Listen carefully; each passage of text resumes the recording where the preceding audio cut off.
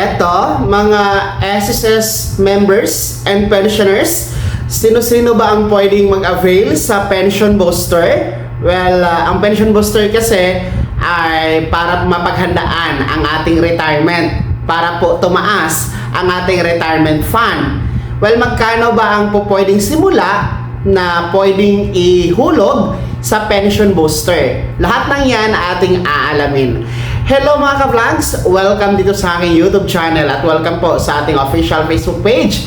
Saan ka man nanonood, kumusta? Well, ating pag-uusapan ngayon mga SSS members and pensioners ang patungkol sa pension booster, kung saan isa itong programa ni SSS na naglalayong makapag-impok or mag-saving ang ating mga miyembro, no, para po paghandaan ang retirement, no? Kasi nga pag tutungtong tayo sa 60 years old at umabot sa 120 months at least ang contribution, pwede na tayo mag-avail ng SSS retirement pension.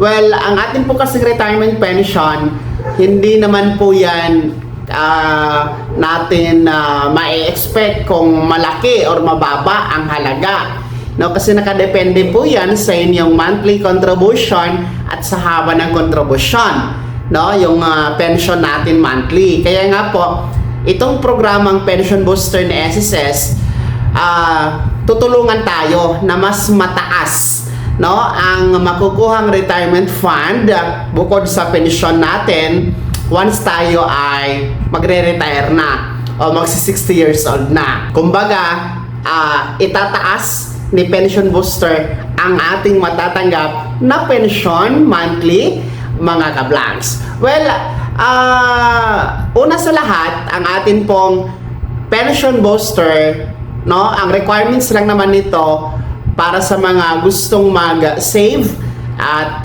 sumali dito, kailangan meron tayong at least isa na posted SSS contribution.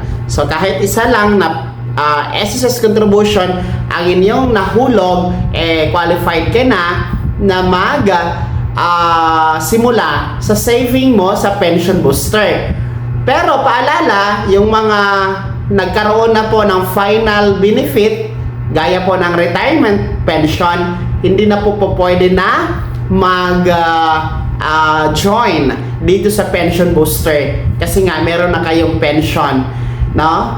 Final benefit na po yan. Well, dalawa po ang klase, no? Paano tayo maka-join, no? Dalawang paraan paano tayo avail sa pension booster. Una, yung mandatory. So, ang mandatory po, kapag ang inyong monthly salary credit ay umabot po sa 20,000 pataas, automatic po kayo na makaka-avail sa pension booster. Kumbaga, yung sobra ay automatic mapupunta sa pension booster kapag ang inyong monthly salary credit ay 20,000 pataas. So, pangalawa, yung tinatawag natin na voluntary, no? Ang voluntary pension booster naman, para ito sa mga below o mababa pa sa 20,000 pesos ang monthly salary credit. At maaari po tayong magsimula sa minimum na 500 pesos sa isi-save mo sa pension booster. So, ayun po yun.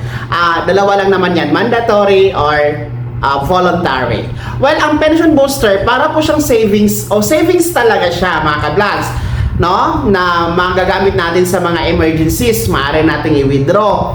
Pero ang ano kasi ni SSS, mga ka-vlogs, ang kanya pong suggestion, ang ideal talaga, kailan mo po pwedeng ma-withdraw ang iyong naipon sa pension booster is after 5 years or 5 years, no, para mas mataas at mas malaki ang interest, ang ROI mo, no? Pero pwede naman po daw yan ma-withdraw kahit hindi umabot sa 5 years. Pero ideal talaga yung 5 years, mga ka-vlogs. Well, yung atin pong sa mandatory ay automatic sa retirement na po yan. no, makukuha ninyo ang inyong pension booster since madadagdag po yan sa inyong pension benefit.